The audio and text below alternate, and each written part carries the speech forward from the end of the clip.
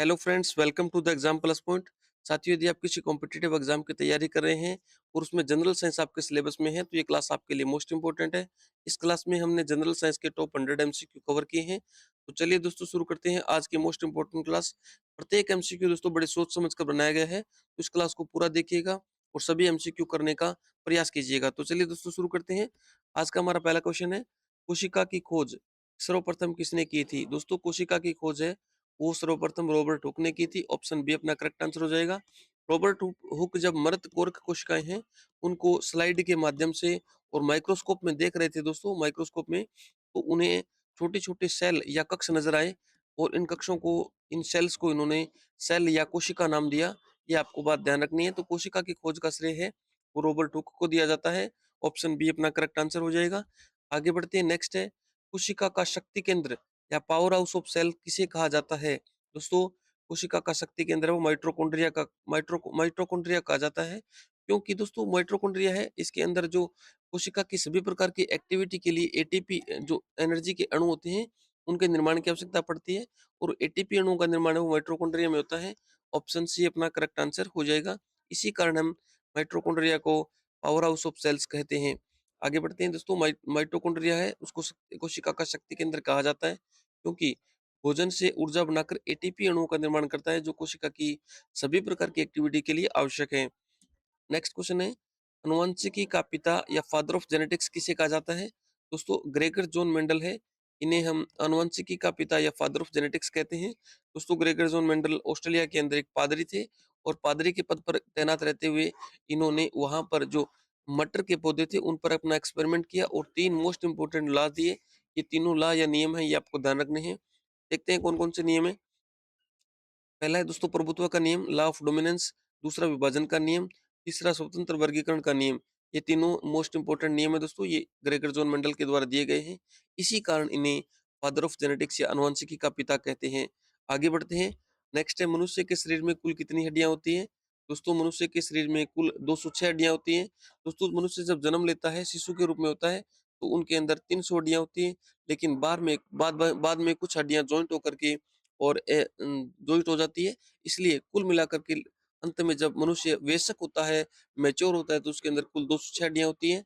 इसके अंदर सबसे बड़ी और सबसे छोटी हड्डी की बात करूं तो सबसे बड़ी हड्डी होती है उसका नाम होता है दोस्तों फीमर, जो कि जांग या थाई के अंदर पाई जाती है, अपने थाई के अंदर पाई जाती है, जांग के अंदर पाई जाती है।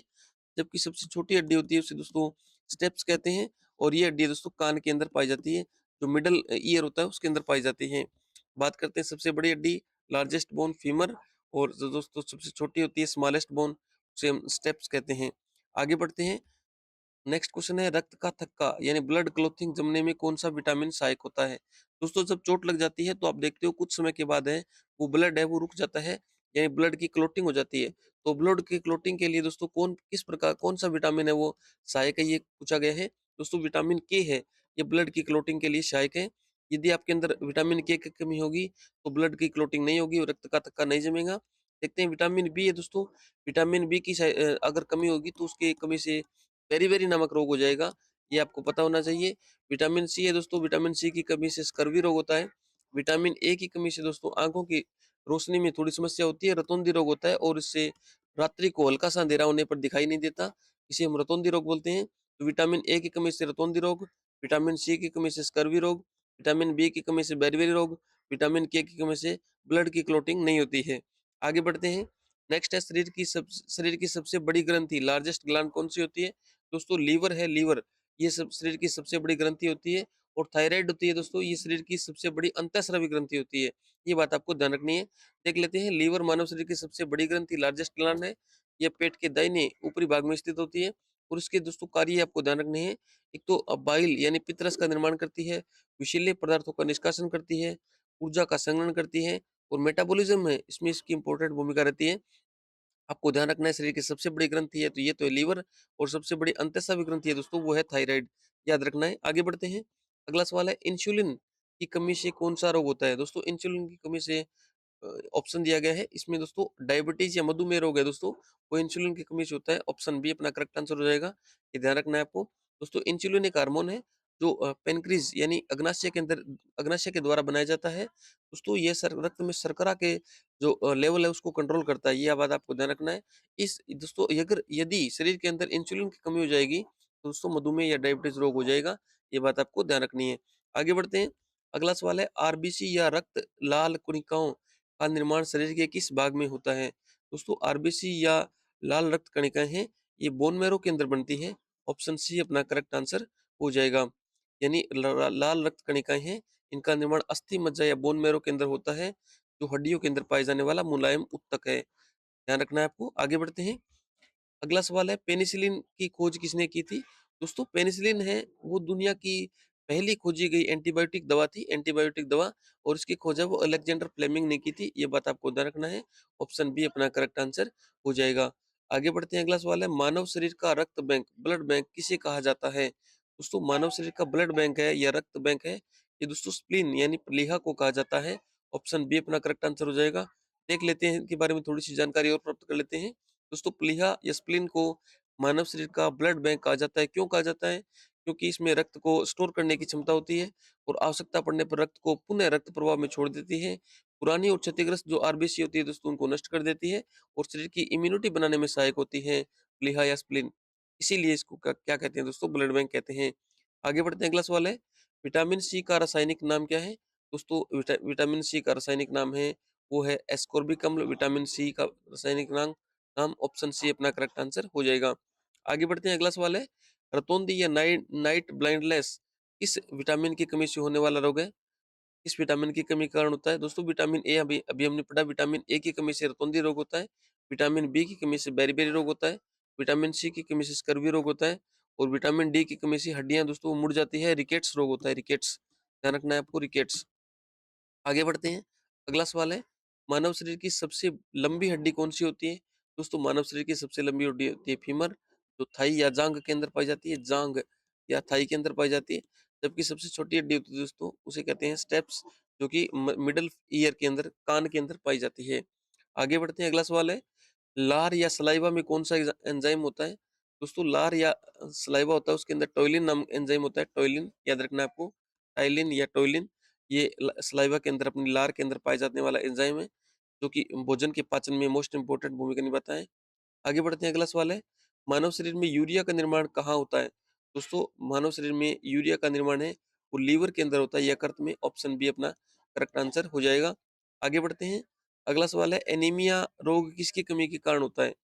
दोस्तों एनीमिया या ब्लड की कमी, रक्त की कमी होती है ना, कहते हैं ना इस बच्चे को रक्त की कमी है, तो रक्त की कमी या एनीमिया है दोस्तों, वो आयरन की कमी से होता है। आयरन की कमी से होता है जब ब्लड के अंदर Fe या आयरन की कमी हो जाती है, तो उसे हम एनीमिया रोग बोलते हैं इसे, इसे ब्लड की कमी भी बोलते हैं। ऑप्शन सी अपना करेक्ट आंसर हो जाएगा।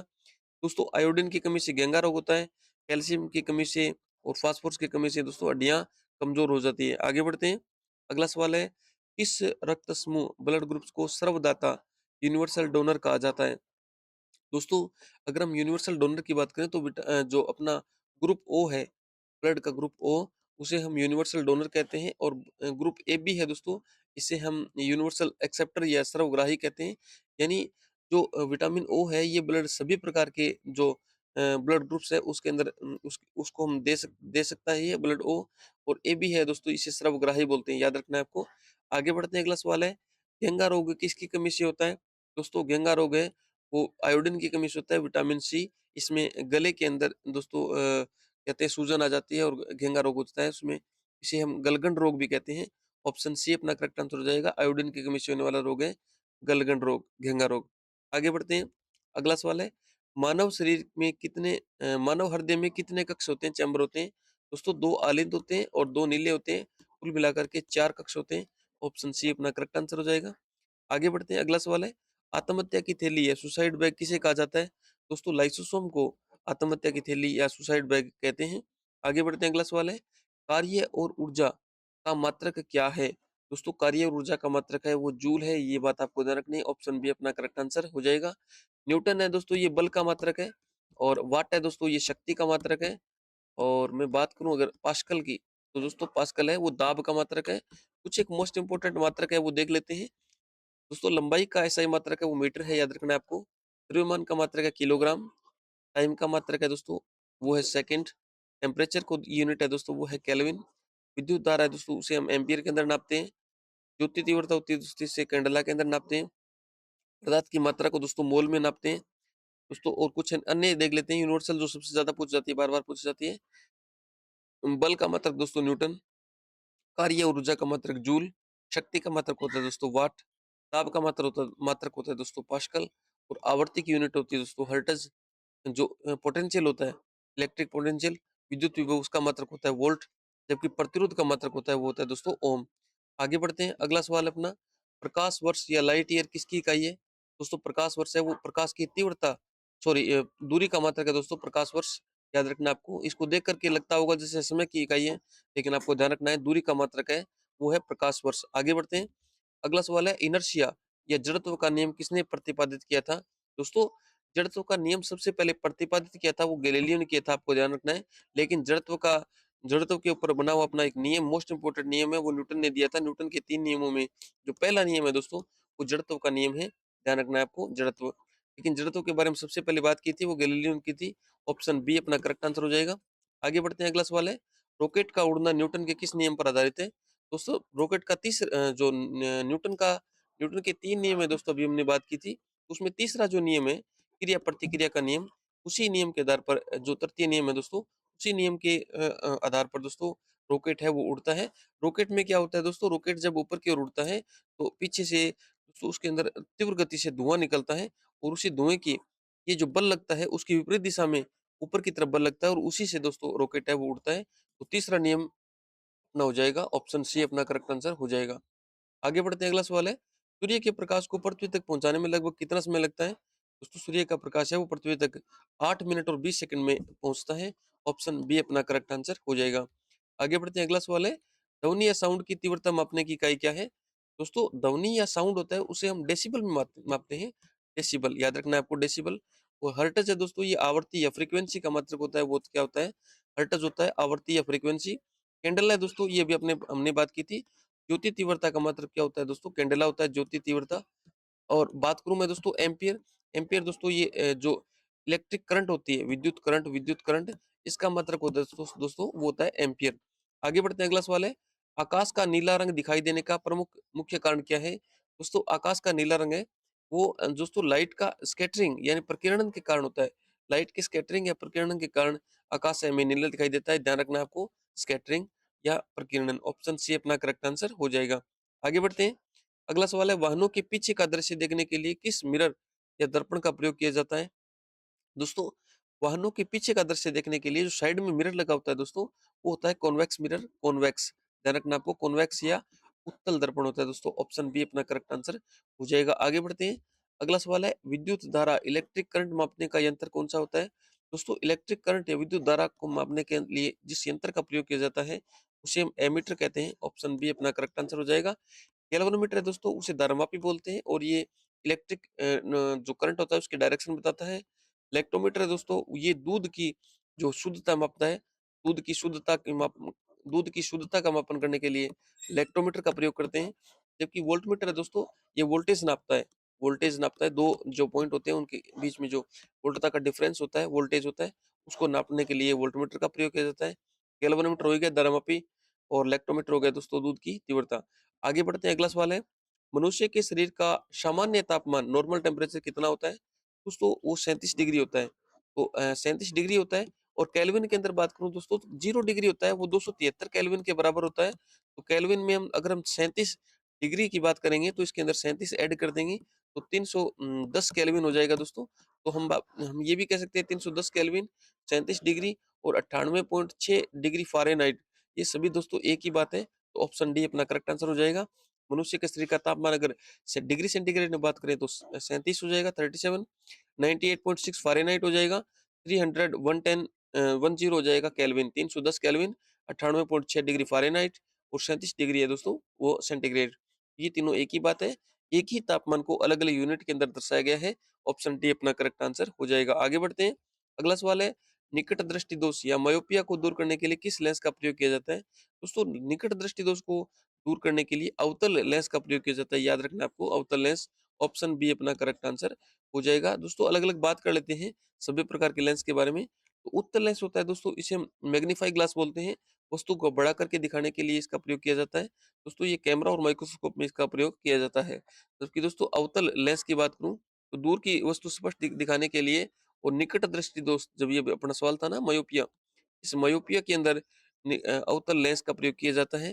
जबकि बेलनाकार लेंस है दोस्तों, सिलिंड्रिकल लेंस है, उसका प्रयोग दृष्टि वैषम्य दोष के लिए, जिस व्यक्ति के दृष्टि विषम में दोष होता है, उसके लिए दोस्तों इस प्रकार के बेलनाकार या सिलिंड्रिकल लेंस का प्रयोग किया जाता है। और बाइफोकल लेंस होता है दोस्तों, ये दूर और पास दोनों के लिए चश्मे बनते हैं। कई बार आपने देखे होंगे चश्मा होता है जिस प्रकार से, चश्मे के अंदर नीचे वाला लेंस अलग होता है और ऊपर वाला लेंस अलग होता है, यानी ये मोटा होता है या पतला होता है, अलग लेंस होता है। ऊपर वाला लेंस अलग होता है, यानी दूर की वस्तु देखने के लिए अलग लेंस और निकट की वस्तु देखने के लिए अलग लेंस, इसे हम बाइफोकल लेंस कहते हैं। और ये दोस्तों पढ़ने और दूर देखने के लिए अलग-अलग भाग में लगे होते हैं। तो इस प्रकार से अपने सभी प्रकार के लेंस है, इनके बारे में आपको पता चल गया होगा। फिलहाल इसका आंसर हो जाएगा ऑप्शन बी। आगे बढ़ते हैं, अगला सवाल है, दाढ़ी बनाने के लिए किस दर्पण या मिरर का प्रयोग किया जाता है? दोस्तों उत्तल दर्पण जो होता है, वो दूर की वस्तुओं को और छोटे रूप में दिखाने के लिए प्रयोग किया जाता है। जबकि अवतल दर्पण होता है दोस्तों, वो पास की वस्तुओं को बड़ा दिखाने के लिए प्रयोग में लिया जाता है। तो दोस्तों दाढ़ी बनाने के लिए हम अवतल दर्पण का प्रयोग करते हैं। ऑप्शन बी अपना करेक्ट आंसर हो जाएगा। इसके साथ-साथ दोस्तों जब दंत चिकित्सक होता है, डेंटिस्ट होते हैं, वो जो दांतों को बड़ा करके देखने के लिए अवतल दर्पण का प्रयोग करते हैं। इसके साथ-साथ दोस्तों जो एटीएम होते हैं, एटीएम जो होते हैं उसमें सुरक्षा के लिए आगे एक अवतल दर्पण लगाया जाता है, ताकि आपको पीछे का पता चल जाए कि पीछे कौन खड़ा है। ये बात आपको ध्यान रखनी है। आगे बढ़ते हैं, अगला सवाल है, वायुमंडलीय दाब या एटमॉस्फेरिक प्रेशर होता है, उसको मापने के लिए किस यंत्र का प्रयोग किया जाता है? दोस्तों वायुमंडलीय दाब को मापने के लिए बैरोमीटर का प्रयोग किया जाता है। ऑप्शन बी अपना करेक्ट आंसर हो जाएगा।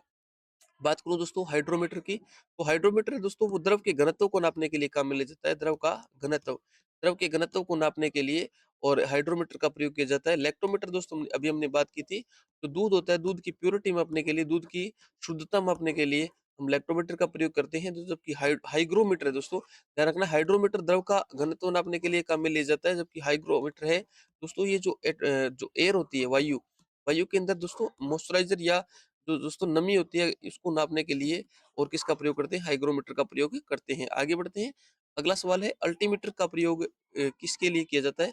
अल्टीमीटर का उपयोग किसके लिए किया जाता है? दोस्तों मल्टीमीटर और अल्टीमीटर 2 होते हैं।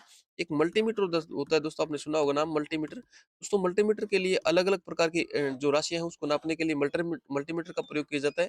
जैसे दोस्तों रेजिस्टेंस हो गया, जैसे वोल्टेज हो गई, जैसे धारा हो गई एम्पीयर में, इसको नापने के लिए मल्टीमीटर का प्रयोग किया जाता है। यानी एक ही मीटर के अंदर बहुत सारी जो दोस्तों जो यूनिट्स है उसको नापने के लिए, उसको मापन करने के लिए मल्टीमीटर का प्रयोग किया जाता है। जबकि अल्टीमीटर का प्रयोग दोस्तों ऊपर ऊपर ऊंचाई पर उड़ते हुए विमान की ऊंचाई नापने के लिए अल्टीमीटर का प्रयोग किया जाता है। ऑप्शन बी अपना करेक्ट आंसर हो जाएगा। वायु की गति को नापने के लिए एनीमोमीटर का प्रयोग किया जाता है दोस्तों। जबकि विद्युत धारा मापने के लिए एमीटर का प्रयोग किया जाता है। समुद्र की गहराई मापने के लिए दोस्तों आपको ध्यान रखना है, फेदोमीटर का प्रयोग किया जाता है। मैं अभी इनके बारे में बता देता हूँ थोड़ा-सा आपको, फेदोमीटर। आगे बढ़ता हूँ थोड़ा-सा इनके बारे में थोड़ी-सी जानकारी प्राप्त करते हैं। दोस्तों वायु की गति मापने के लिए एनीमोमीटर और उड़ते हुए विमान की ऊँचाई नापने के लिए अल्टीमीटर, विद्युत धारा मापने के लिए एमीटर, एमीटर नहीं होगा, एमीटर होगा दोस्तों, ध्यान रखना आपको, एमीटर। समुद्र की गहराई मापने के लिए फेदोमीटर या इको साउंडर का प्रयोग किया जाता है। आगे बढ़ते हैं, अगला सवाल है, दूध की शुद्धता या प्योरिटी किस यंत्र द्वारा मापी जाती है? तो दोस्तों अभी हमने बात की थी, इलेक्ट्रोमीटर के द्वारा मापी जाती है। हाइड्रोमीटर हो ही गया दोस्तों, जो द्रव का घनत्व होता है, द्रव की डेंसिटी होती है, उसको मापन के लिए। फेदोमीटर हो गया दोस्तों समुद्र की गहराई मापने के लिए। और थर्मामीटर का प्रयोग हो गया दोस्तों टेम्परेचर के मापन के लिए, यानी टेम्परेचर के मापन के लिए थर्मामीटर का प्रयोग किया जाता है। आगे बढ़ते हैं, अगला सवाल है, वर्षा की बूंदों का गोलाकार होने का मुख्य कारण क्या है? दोस्तों वर्षा की बूंदें होती है, वो गोल होती है और उसका कारण होता है सरफेस टेंशन या पृष्ठ तनाव। ये बात आपको ध्यान रखनी है। ऑप्शन बी अपना करेक्ट आंसर हो जाएगा। आगे बढ़ते हैं, पास्कल किसकी इकाई है? दोस्तों हमने बात की थी, टेम्परेचर होता है, उसकी इकाई होती है दोस्तों वो होती है सॉरी केल्विन, हमने बात की थी। और दाब की इकाई होती है दोस्तों, वो होती है पास्कल। ध्यान रखना आपको, दाब की इकाई क्या होती है? पास्कल होती है, याद रखना आपको। ऑप्शन बी अपना करेक्ट आंसर हो जाएगा। आगे बढ़ते हैं, अगला सवाल है, वायुमंडल में आर्द्रता ह्यूमिडिटी मापने के लिए किस यंत्र का प्रयोग किया जाता है? दोस्तों अभी हमने बात की थी, हाइग्रोमीटर का प्रयोग वायुमंडल में ह्यूमिडिटी या आर्द्रता को, मॉइस्चराइजर को, नमी को नापने के लिए इसका काम में ये हाइग्रोमीटर काम में लेते हैं। बैरोमीटर आपने पढ़ा होगा, अभी अपने ही बात की थी। जो वायु का दाब है, वायु दाब, वायुदाब को मापन करने के लिए बैरोमीटर का प्रयोग किया जाता है। एमीटर का प्रयोग दोस्तों विद्युत धारा नापने के लिए यानी इलेक्ट्रिक करंट के मापन के लिए एमीटर का प्रयोग किया जाता है। हाइड्रोमीटर दोस्तों जो द्रव होता है, लिक्विड होता है, उसके घनत्व को नापने के लिए या उसकी डेंसिटी को मापने के लिए अलग-अलग जो लिक्विड होते हैं उसकी डेंसिटी को मापने के लिए हाइड्रोमीटर का प्रयोग किया जाता है। आगे बढ़ते हैं। अगला सवाल है हीरा या डायमंड के चमकने का मुख्य कारण क्या होता है? दोस्तों डायमंड के चमकने का मुख्य कारण होता है पूर्ण आंतरिक परावर्तन, टोटल इंटरनल रिफ्लेक्शन। दोस्तों इसमें क्या होता है कि जब प्रकाश है, जब लाइट है, जैसे दो अलग अलग मीडियम हो गए, एक मीडियम से दूसरे मीडियम में आते हैं, तो दोस्तों लाइट या प्रकाश है वो अपने डायरेक्शन चेंज कर लेता है, यानी अपने डायरेक्शन को चेंज कर लेता है। यदि हम दोस्तों इसके अंदर जो पूर्ण आंतरिक परावर्तन है या टोटल इंटरनल रिफ्लेक्शन है, इसको मैं अच्छे तरीके से समझाऊं अगर बात करूं तो दोस्तों, प्रकाश जब एक मीडियम से दूसरे मीडियम में प्रवेश करता है, तो उसकी जो दोस्तों वो जो उसकी डायरेक्शन है वो चेंज हो जाती है। और इस दोस्तों जो जो नॉर्मल होता है यहाँ पर, इसे हम नॉर्मल बोलते हैं, अभिलंब बोलते हैं, अभिलंब या नॉर्मल बोलते हैं। दोस्तों इस अभिलंब के साथ बनाया गया कोण होता है दोस्तों, इसे आई बोलते हैं या दोस्तों इनिशियल एंगल बोलते हैं, आई बोलते हैं। सॉरी दोस्तों, मैं आपको नहीं समझाऊँगा पूर्णांतरिक प्रवर्तन। जैसे हम आई को जैसे-जैसे बढ़ाते जाएँगे, तो ये पूर्णांतरिक प्रवर्तन के लिए दोस्तों अलग से बहुत बड़ा हो जाएगा वीडियो, यानी हमारी क्लास है वो लंबी हो जाएगी, तो हम आपको पूर्णांतरिक प्रवर्तन को नहीं समझाएँगे। आप इसको इतना सा समझ लीजिए कि जब लाइट एक माध्यम से दूसरे माध्यम में आती है, तो टकरा कर के वापस उसी मीडियम में चली जाती है। यानी जब लाइट एक माध्यम से, ये मान लो मीडियम 1 है, ये मान लो मीडियम 2 है और ये इन दोनों को अलग करने वाला सरफेस है। तब एक माध्यम से फर्स्ट मीडियम से अगर सेकंड मीडियम की ओर लाइट जाएगी, तो दोस्तों वो टकरा करके वापस उसी मीडियम के अंदर आ जाएगी। जो दोनों को अलग करने वाला तल होता है, जो सरफेस होती है, उसके टकरा करके वापस पुनः उसी मीडियम में लौट आती है। इस जो दोस्तों इनसे ये घटना होती है दोस्तों, इस घटना को क्या बोलते हैं? पूर्ण आंतरिक परावर्तन होते हैं बोलते हैं। तो हीरे के अंदर क्या होता है दोस्तों? जब हीरा होता है, हीरा के अंदर जब एक बार लाइट चली जाती है, अंदर चली गई लाइट, तो यहाँ पर टकराएगी, वापस इधर चली जाएगी, यहाँ पर टकराएगी, वापस चली जाएगी। यानी इधर से, यानी यहाँ टकराई, टकराने के बाद वापस इस मीडियम में, वापस इधर टकराई, यहाँ पर चली जाएगी, यहाँ टकरी जाएगी। इसके कारण जो लाइट होती है इसके अंदर घूमती रहती है, यानी आंतरिक अंदर ही अंदर परावर्तन होता रहता है और इसी कारण हीरा है दोस्तों वो चमकदार दिखाई देता है। फिलहाल आगे बढ़ते हैं, इसका आंसर हो जाएगा ऑप्शन सी। नेक्स्ट है अंतरिक्ष यात्री को आकाश का रंग कैसा दिखाई देता है? दोस्तों अंतरिक्ष यात्री को आकाश का रंग काला दिखाई देगा, क्योंकि वहां पर स्कैटरिंग वगैरह नहीं होगी। तो दोस्तों मीडियम नहीं होगा तो स्कैटरिंग नहीं होगी और वो आकाश का रंग है वो दोस्तों ब्लैक नजर आएगा, काला नजर आएगा। आगे बढ़ते हैं। अगला सवाल है आधुनिक आवर्त सारणी यानी मॉडर्न पीरियोडिक टेबल है, जिसके अंदर हाइड्रोजन, हीलियम, लिथियम, बेरिलियम और बोरोन, इस प्रकार से जो सभी जो दोस्तों एलिमेंट्स है वो एक सीरीज के अंदर जो दोस्तों लगे होते हैं। उस जो मॉडर्न पीरियोडिक टेबल है इसका प्रतिपादन किसने किया था? दोस्तों जो आधुनिक आवर्त सारणी है उसका प्रतिपादन मोज़ले ने किया था, ये याद रखना आपको। मोज़ले, ऑप्शन सी अपना करेक्ट आंसर हो जाएगा, मोज़ले। आगे बढ़ते हैं, अगला सवाल है साधारण नमक या कॉमन जो साल्ट होता है उसका रासायनिक नाम और सूत्र क्या है? दोस्तों साधारण नमक को हम सोडियम क्लोराइड बोलते हैं, sodium chloride. Sodium chloride option B अपना करेक्ट आंसर हो जाएगा और इसका फॉर्मूला हो जाएगा रासायनिक सूत्र दोस्तों NaCl। सोडियम कार्बोनेट का सूत्र याद रखना है दोस्तों Na2CO3, Na2CO3। सोडियम बाइकार्बोनेट का सूत्र आपको याद रखना है दोस्तों NaHCO3। और सोडियम हाइड्रोक्साइड है दोस्तों वो हो जाएगा दोस्तों NaOH, याद रखना है। लेकिन फिलहाल इसका आंसर हो जाएगा option B, sodium chloride NaCl। आगे बढ़ते हैं, अगला सवाल है दोस्तों खाने वाले सोडे यानी बेकिंग सोडा होता है उसका रासायनिक नाम क्या है? दोस्तों खाने वाले सोडियम या बेकिंग सोडे का रासायनिक नाम होता है सोडियम बाइकार्बोनेट NaHCO3, याद रखना है आपको NaHCO3। आगे बढ़ते हैं, अगला सवाल है लाफिंग गैस जो हंसाने वाली गैस होती है दोस्तों उसका रासायनिक नाम क्या है? दोस्तों वो है नाइट्रस ऑक्साइड N2O, याद रखना है N2O। दो ऑक्साइड, दो नाइट्रोजन के दोस्तों जो एटम होते हैं और एक ऑक्सीजन का एटम होता है। आगे बढ़ते हैं, अगला सवाल है प्योर गोल्ड या शुद्ध सोना कितने कैरेट का होता है? ये दोस्तों यूनिवर्सल सवाल है, ऑप्शन डी अपना करेक्ट आंसर हो जाएगा 24 कैरेट। नेक्स्ट है अम्लीय घोल, एसिडिक सॉल्यूशन का पीएच कितना होता है? दोस्तों एसिडिक जो जो इसकी बात करूं मैं अम्लीय घोल की, दोस्तों जो अपना 7 होता है दोस्तों, 7 उससे कम जो होता है ना, 7 पीएच, जो पीएच 7 होती है उससे कम होता है वो तो होता है अम्लीय, और जो 7 से अधिक होता है दोस्तों वो होता है अक्षारीय या बेसिक। यानी एसिडिक की बात करूं तो 7 से कम, 7 से अधिक है दोस्तों वो हो जाएगा बेसिक सॉल्यूशन। ठीक 7 है दोस्तों उसे न्यूट्रल बोलेंगे, और 14 है 14 दोस्तों वो तो जो है ना अल्ट्रा बेसिक बोल सकते हैं हमको। बेसिक की जो चरम सीमा है, जो क्रिटिकल पोज़ीशन है दोस्तों वो है 14 पे आती है। ऑप्शन अपना फिलहाल इसका आंसर हो जाएगा एसिडिक पूछा है, 7 से कम ऑप्शन बी अपना करेक्ट आंसर हो जाएगा। आगे बढ़ते हैं अगला सवाल है शुष्क बर्फ या ड्राई आइस किसे कहा जाता है? दोस्तों सॉलिड CO2 यानी ठोस CO2 होती है, ठोस कार्बन डाइऑक्साइड उसे हम शुष्क बर्फ या ड्राई आइस कहते हैं। ऑप्शन सी अपना करेक्ट आंसर हो जाएगा। आगे बढ़ते हैं अगला सवाल है पेंसिल का लेड किसका बना तो होता है? दोस्तों पेंसिल का लेड है वो ग्रेफाइट का बना होता है। ऑप्शन बी अपना करेक्ट आंसर हो जाएगा। आगे बढ़ते हैं अगला सवाल है वायुयान के टायरों में कौन सी गैस भरी जाती है? दोस्तों वायुयान के टायरों के अंदर नाइट्रोजन गैस भरी जाती है, आपको ध्यान रखना है। नाइट्रोजन गैस है वो वायुयान के टायरों के अंदर भरी जाती है। ऑप्शन सी अपना करेक्ट आंसर हो जाएगा। क्यों? क्योंकि हल्की होती है और अकीरिय गैस होती है दोस्तों। आगे बढ़ते हैं अगला सवाल है पीतल किन दो धातुओं का मिश्रण होता है, अलॉय होता है? तो ध्यान रखना दोस्तों पीतल के लिए आपको एक नाम रखना है या ध्यान पिताजी याद रहेगा पिताजी। पीतल पीतल के लिए ता से हो जाएगा तांबा और जी से हो जाएगा जिंक, यानी तांबा और जिंक दोनों मिलकर के क्या बनाते हैं? पीतल बनाते हैं। ऑप्शन बी अपना करेक्ट आंसर हो जाएगा तांबा और जिंक या जस्ता जिंक ना पिताजी याद रहेगा आपको पीतल तांबा और जिंक। इसके अलावा दो छोटे छोटे मोस्ट इंपोर्टेंट पॉइंट ध्यान रखना है दोस्तों। सबसे हल्की और भारी धातु का पॉइंट याद रखना आपको। एक आपको याद रखना है द्रव अवस्था में पाई जाने वाली धातु और अधातु। देख सकते हो आप सबसे हल्की धातु लिथियम, सबसे भारी धातु ओस्मियम, सबसे द्रवस्था में पाई जाने वाली धातु है वो है दोस्तों पारा या मरकरी, और द्रवस्था में पाई जाने वाली अधातु है दोस्तों वो है ब्रोमीन, यानी लिक्विड स्टेट में पाई जाने वाली तो दोस्तों जो मेटल है वो है पारा और नॉन मेटल है वो है ब्रोमीन। आगे बढ़ते हैं अगला सवाल है टीकाकरण या वैक्सीनेशन के जनक जनक कौन माने जाते हैं? दोस्तों एडवर्ड जेनर है, इन्हें हम वैक्सीनेशन के जनक या फादर ऑफ वैक्सीनेशन बोलते हैं। ऑप्शन बी अपना करेक्ट आंसर हो जाएगा।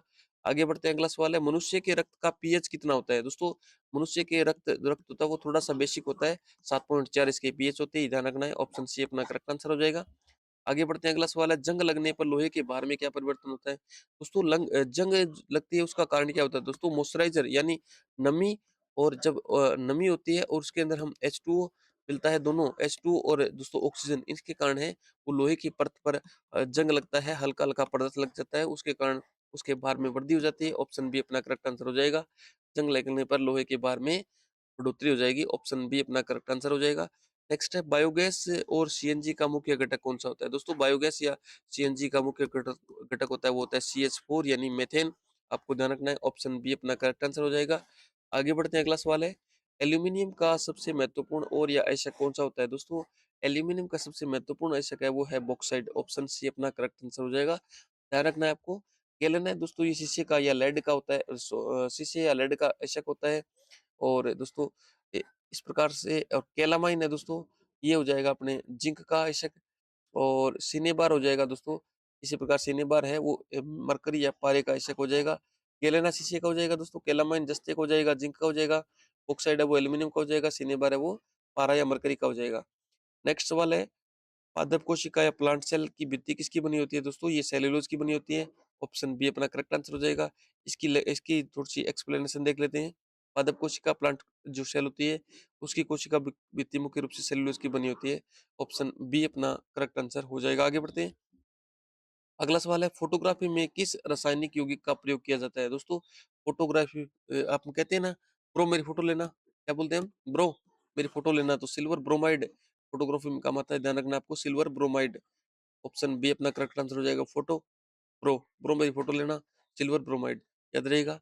आगे बढ़ते हैं अगला सवाल है कृत्रिम वर्षा या आर्टिफिशियल रेन कराने के लिए किसका प्रयोग किया जाता है? तो वो ध्यान रखना है AgI यानी सिल्वर आयोडाइड, याद रखना है आपको। ऑप्शन बी अपना करेक्ट आंसर हो जाएगा। सिल्वर आयोडाइड का प्रयोग किया जाता है कृत्रिम वर्षा या आर्टिफिशियल रेन के लिए। अगला सवाल है विद्युत बल्ब का फिलामेंट किसका बना होता है? किस या जो तंतु होता है ना बल्ब के अंदर जो फिलामेंट या तंतु होता है वो किस धातु का बना होता है? दोस्तों वो टंगस्टन का बनाता है होता है। ऑप्शन सी अपना करेक्ट आंसर हो जाएगा, ध्यान रखना है आपको। जो कि दोस्तों नाइक्रोम होता है, नाइक्रोम नाइक्रोम का दोस्तों जो हीटर के अंदर जो तार लगा होता है ना, हीटर के अंदर जो वायर लगा होता है, जो तंतु लगा होता है दोस्तों वो नाइक्रोम का बना होता है। ये बात आपको ध्यान रखनी है, सॉरी।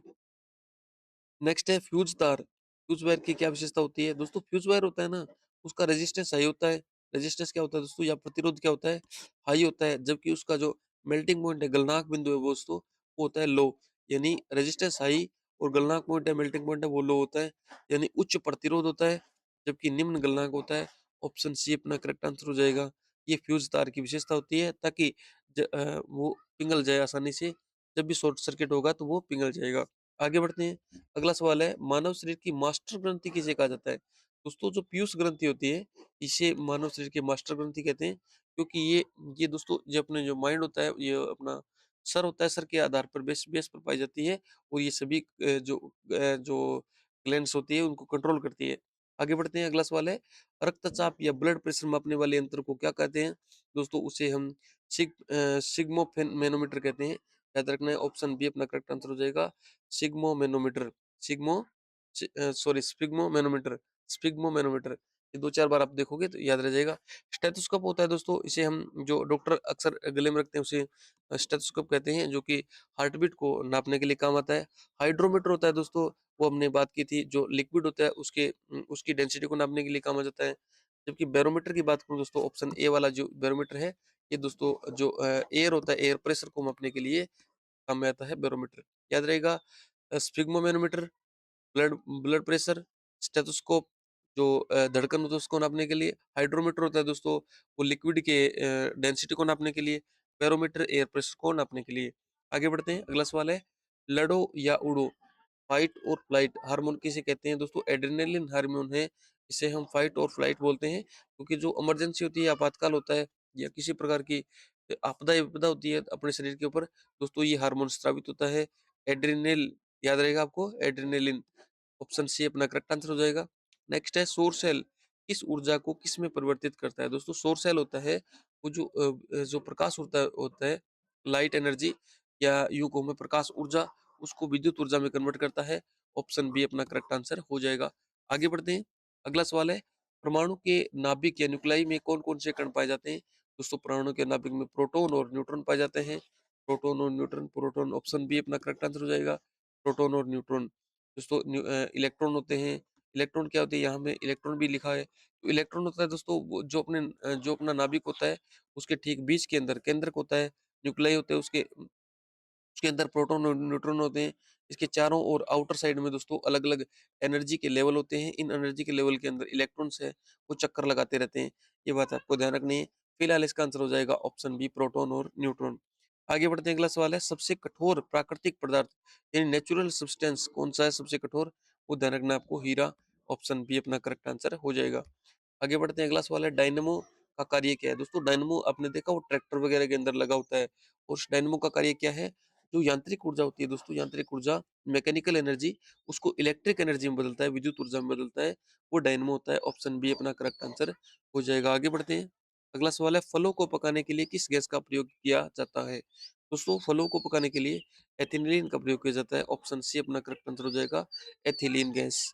आगे बढ़ते हैं, अगला सवाल है प्रासरवीय यानी अल्ट्रासोनिक वेव्स वे तरंगे हैं जिनकी आवृत्ति होती है। दोस्तों अल्ट्रासोनिक जो वेव होती है वो 20,000 हर्ट्ज से ऊपर की आवृत्ति की फ्रीक्वेंसी की जो जो दोस्तों तरंगे होती है, वेव्स होती है, वो होती है, वो हमें सुनाई नहीं देती है। अक्सर वो डॉग्स होते हैं या हम कहते हैं ना चमगादड़, उनको सुनाई देती है दोस्तों ये जो चमगादड़, चमगादड़, इन्हें दोस्तों सुनाई देती है ये अल्ट्रासोनिक जो वेव्स होती हैं, ये हमें सुनाई मनुष्य को सुनाई नहीं देती है।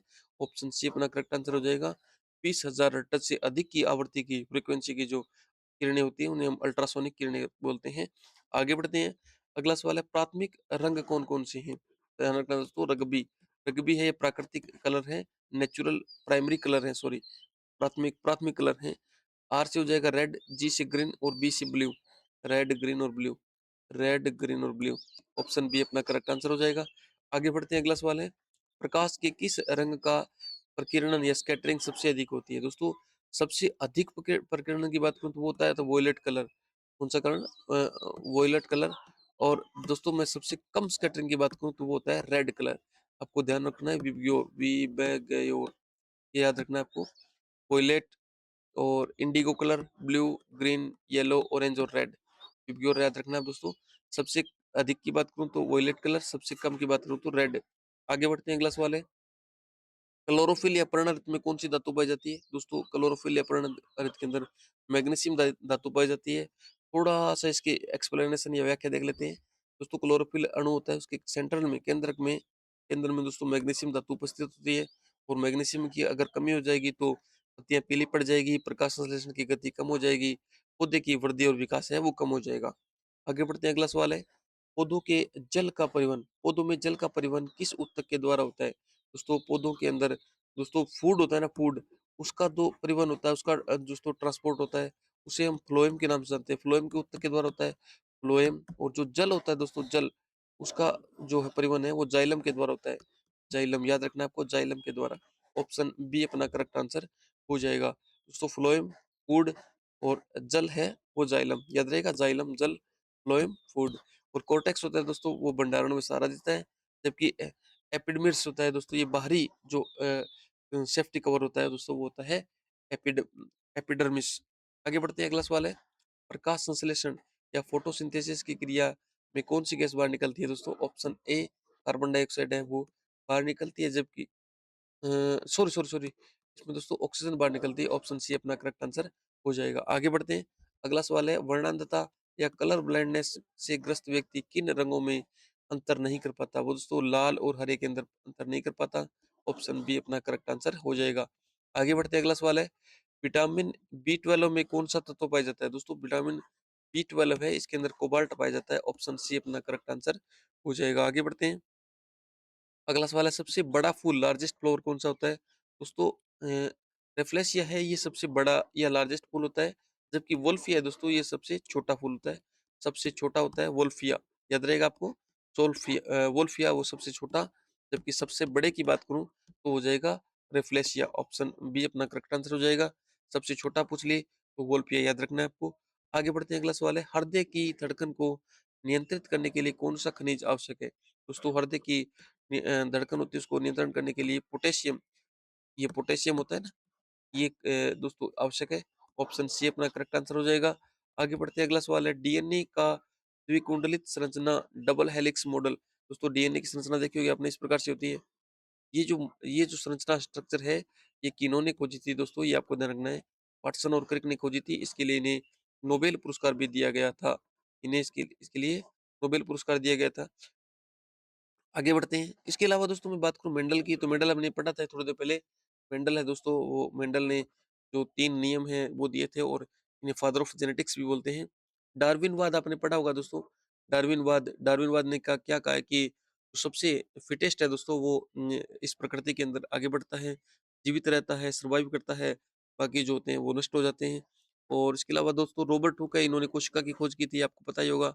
लेमार्कवाद आपने पढ़ा होगा दोस्तों। लेमार्कवाद ने कहा है कि जो शरीर के जो अंग ज़्यादा काम आते हैं, वो दोस्तों उसी हिसाब से दोस्तों विकसित हो जाते हैं, जबकि जो अंग काम नहीं आते हैं, वो धीरे-धीरे लुप्त हो जाते हैं। जैसे जिराफ की गर्दन का उदाहरण इन्होंने दिया था। इनके द्वारा दिए गए सिद्धांत को लेमार्कवाद बोलते हैं कि जिराफ की गर्दन ज़्यादा काम आती है, तो लंबी हो जाती है और एक एक समय मानव के अंदर जो कुछ एक पूँछ भी होती थी मानव के अंदर, जो काम नहीं आई धीरे-धीरे, तो वो लुप्त हो गई। इस प्रकार से लेमार्कवाद आपने पढ़ा होगा। तो मेंडल, डार्विन, वाटसन, क्रिक, अ, रॉबर्ट हुक, लेमार्क, सभी के बारे में बात हो गई। आगे बढ़ते हैं, अगला सवाल है, जीन शब्द का सबसे पहले प्रयोग किसने किया था? दोस्तों जीन शब्द है उसका प्रयोग सबसे पहले जोहानसन ने किया था। ऑप्शन बी अपना करेक्ट आंसर हो जाएगा। जबकि क्रोमोसोम शब्द का प्रयोग दोस्तों वर्ल्डेन ने किया था। वर्ल्डेन ने क्रोमोसोम शब्द, गुणसूत्र शब्द का प्रयोग किया था। ये बात आपको ध्यान रखनी है। फिलहाल इसका आंसर हो जाएगा ऑप्शन बी। आगे बढ़ते हैं, अगला सवाल है, कोशिका का मस्तिष्क या ब्रेन ऑफ सेल किसे कहा जाता है? दोस्तों जो केंद्रक होता है उसे हम कोशिका का मस्तिष्क या ब्रेन ऑफ सेल कहते हैं। ध्यान रखना है, ऑप्शन ए अपना करेक्ट आंसर हो जाएगा। आगे बढ़ते हैं, अगला सवाल है, मानव शरीर में गुणसूत्र जो क्रोमोसोम्स की संख्या कितनी होती है? दोस्तों मानव शरीर के अंदर 23 जोड़ी होती है गुणसूत्र। 23 जोड़ी का मतलब 23 इंटू 2 इंटू 46। ऑप्शन हो जाएगा अपना सी।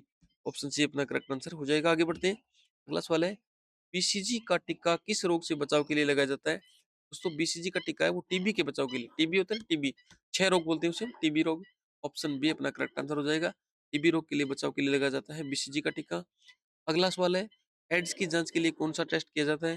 दोस्तों एड्स की जांच के लिए एलिसा टेस्ट लिया जाता है। ऑप्शन बी अपना करेक्ट आंसर हो जाएगा। ईसीजी होता है कान नाक गले के लिए। एमआरआई होता है दोस्तों पूरे शरीर की जांच के लिए। फिलहाल इसके थोड़ी सी और देख लेते हैं। दोस्तों एड्स की जांच के लिए एलिसा एंजाइम लिंक इम्यूनो, ये क्या है, इम्यूनोसोर्बेंट एस्से टेस्ट लिया जाता है, इसे एलिसा टेस्ट बोलते हैं। ये एचआईवी के विरुद्ध बनने वाली एंटीबॉडी की पहचान करता है। विडाल टेस्ट है दोस्तों ये टाइफाइड के लिए। ईसीजी है वो हृदय की जाँच के लिए और एमआरआई है दोस्तों शरीर के आंतरिक अंगों की स्कैनिंग। आगे बढ़ते हैं, अगला सवाल है, इंसुलिन मानव शरीर के किस अंग से स्रावित होता है? दोस्तों हमने पढ़ा था इंसुलिन की कमी से जो मधुमेह रोग होता है, अग्नाशय के अंदर बनता है। ऑप्शन बी अपना करेक्ट आंसर हो जाएगा। आगे बढ़ते हैं, आरएच फैक्टर का संबंध किससे, सॉरी, सवाल नंबर 87 है, इंसुलिन मानव शरीर के किस अंग से स्रावित होता है? दोस्तों याद रखना है ऑप्शन बी अग्नाशय से स्रावित होता है इंसुलिन। अगला सवाल है, आरएच फैक्टर का संबंध किससे है दोस्तों? आरएच फैक्टर का संबंध दोस्तों, आरएच फैक्टर है ये ब्लड से जुड़ा हुआ है, ब्लड से जुड़ा हुआ है। आपने सुना होगा आरएच पॉजिटिव, आरएच नेगेटिव, सुना होगा। थोड़ी सी व्याख्या देख लेते हैं दोस्तों इसकी। आरएच फैक्टर की खोज वो लैंडस्टेनर स्टेनर ने की थी, लैंडस्टेनर और विनर, याद रखना है आपको। आरएच फैक्टर होता है एक प्रकार का एंटीजन होता है जो आरबीसी की सतह पर पाया जाता है। यदि ये उपस्थित होता है तो उसे बोलते हैं आरएच पॉजिटिव, और यदि ये नहीं होता है तो उसे बोलते हैं आरएच नेगेटिव। ये जो ब्लड ग्रुप होते हैं उसके निर्धारण के लिए और जो ब्लड ट्रांसफ्यूजन होता है उसके में उसमें महत्वपूर्ण भूमिका निभाता है आरएच फैक्टर। यानी कहने का मतलब है ब्लड देते या ब्लड लेते समय आरएच फैक्टर को ध्यान में रखा जाता है। आगे बढ़ते हैं, अगला सवाल है, पीलिया या जॉन्डिस रोग से शरीर का कौन सा अंग प्रभावित होता है? दोस्तों पीलिया में लीवर प्रभावित होता है, वक्र यकृत होता है, यकृत बोलते हैं इसे, यकृत या लीवर होता है, ये प्रभावित होता है पीलिया के अंदर। ऑप्शन बी अपना करेक्ट आंसर हो जाएगा। अगला सवाल है, मानव मूत्र का रंग पीला किस कारण होता है? दोस्तों मानव मूत्र का रंग है यूरोक्रोम के कारण पीला होता है, यूरोक्रोम, यूरोक्रोम के कारण मानव रंग जो मानव मूत्र है उसका रंग पीला होता है। आगे बढ़ते हैं, अगला सवाल है, एक्सरे की खोज किसने की थी? दोस्तों एक्सरे की खोज है वो डब्ल्यू सी रोंटजन ने की थी, डब्ल्यू सी रोंटजन। इसके अलावा दोस्तों मैडम क्यूरी, जे जे थॉमसन और जेम्स चैडविक की खोजों के बारे में देख लेते हैं। दोस्तों मैडम क्यूरी ने रेडियम और पोलोनियम की खोज की थी, और जे जे थॉमसन में इन्होंने इन्होंने इलेक्ट्रॉन की खोज की थी, जेम्स चैडविक ने न्यूट्रॉन की खोज की थी। तो ये बात आपको ध्यान रखना है। इसके अलावा एक्सरे की खोज है वो हिलेम कॉनरोड रोंटजन ने की थी। इसी के कारण इस इन्हें भौतिकी का पहला नोबेल पुरस्कार 1901 के अंदर मिला था, भौतिकी का पहला नोबेल पुरस्कार। तो इस प्रकार फिलहाल इसका आंसर हो जाएगा अपना ऑप्शन बी। आगे बढ़ते हैं, अगला सवाल है, रेडियो एक्टिविटी की खोज सर्वप्रथम किसने की थी? दोस्तों हेनरी बेकेरेल है, इन्होंने रेडियो एक्टिविटी या रेडियो धर्मिता की खोज की थी, याद रखना है आपको ऑप्शन डी। आगे बढ़ते हैं, अगला सवाल है, सापेक्षता का सिद्धांत थ्योरी ऑफ रिलेटिविटी किसने दिया था? ये दोस्तों दुनिया में सबसे ज्यादा फेमस है, ये इसका सही आंसर हो जाएगा Albert Einstein. Option B E बराबर एम सी स्क्वेयर भी लिखते हैं अल्बर्ट आइंस्टाइन के सिद्धांत को। नेक्स्ट है, सौरमंडल की खोज किसने की थी? दोस्तों सौरमंडल की खोज है वो कोपरनिक्स ने की थी। किसने? कोपरनिक्स ने। जबकि सौरमंडल के ऊपर दो तीन तीन नियम है केपलर के नियम वो केपलर ने दिए थे सौरमंडल के ऊपर नियम। फिलहाल इसका आंसर हो जाएगा ऑप्शन ए। आगे बढ़ते हैं, अगला सवाल है, रक्त परिसंचरण या ब्लड सर्कुलेशन की खोज किसने की थी? दोस्तों विलियम हार्वे ने ब्लड सर्कुलेशन की खोज की थी। Land Steiner, Robert brown, Joseph Lister, इसके बारे में हल्की हल्की बातें देख लेते हैं। लैंड स्टीनर दोस्तों अभी अपनी बात की रक्त समूह की खोज की, और रॉबर्ट ब्राउन है दोस्तों, इन्होंने कोशिका के अंदर केंद्रक की खोज की थी। जबकि जोसेफ लिस्टर है, इन्हें एंटीसेप्टिक जो ऑपरेशन होता है शल्य क्रिया, इसके लिए जाना जाता है। और रक्त परिसंचरण ब्लड सर्कुलेशन की खोज दोस्तों 1628 के अंदर अंग्रेज वैज्ञानिक विलियम हार्वे ने की थी। ये बात आपको ध्यान में रखनी है। आगे बढ़ते हैं, अगला सवाल है, चेचक का टीका स्मॉल पॉक्स वैक्सीन का आविष्कार किसने किया था? दोस्तों चेचक के टीके का आविष्कार किया था वो किया था अपने एडवर्ड जेनर के ने। ऑप्शन बी अपना करेक्ट आंसर हो जाएगा। यानी चेचक के टीके का आविष्कार 1796 में अंग्रेज वैज्ञानिक एडवर्ड जेनर ने किया था। लुईस पास्चर ने दोस्तों रेबीज के टीके का, जबकि रोनाल्ड रोस है इन्होंने मलेरिया पर शोध किया था। 14 साल का दोस्तों इन्होंने पोलियो की वैक्सीन विकसित की थी।